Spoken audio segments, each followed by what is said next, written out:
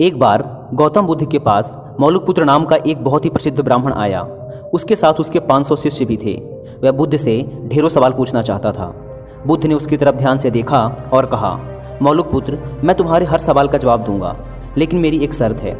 मौलुकपुत्र ने कहा, शर्त बताइए। बुद्ध बोले, शर्त यह है कि तुम्हें तुम्हारे प्रश्नों का उत्तर जानने के लिए 1 वर्ष तक चुप रहना होगा।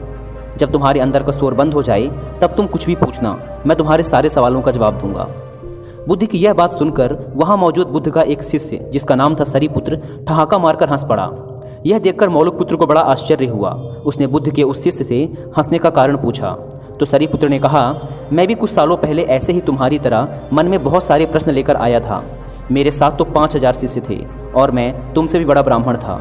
मन में बड़ा अभिमान था कि बुद्ध तो मेरे प्रश्नों का उत्तर दे ही नहीं पाएंगे, लेकिन बुद्ध की शर्तों के अनुसार 1 साल तक चुप रहा और अंत में मेरे पास कोई सवाल ही नहीं बचा। इस पर बुद्ध ने मौलुकपुत्र से कहा, मैं अपने वचन का पक्का हूँ, साल भर बाद जवाब जरूर दूंगा। 1 साल बीता और मौलुकपुत्र ध्यान में उतर गया। वह इतना मौन हो गया कि मन के अंदर की बातचीत भी खत्म हो गई। जब 1 साल बीत गया तो साल के आखिरी दिन बुद्ध ने उससे सवाल पूछने को कहा। मौलुकपुत्र हंसा और बोला, सरीपुत्र सही कह रहा था, अब मेरे पास पूछने को कुछ है ही नहीं। इस पर बुद्ध ने कहा, अगर हम मन में सच्चे नहीं हैं तो समस्याएं और प्रश्न होते हैं। यह सब हमारे झूठ से पैदा होते हैं, जैसे कि हमारे सपने नींद से पैदा होते हैं।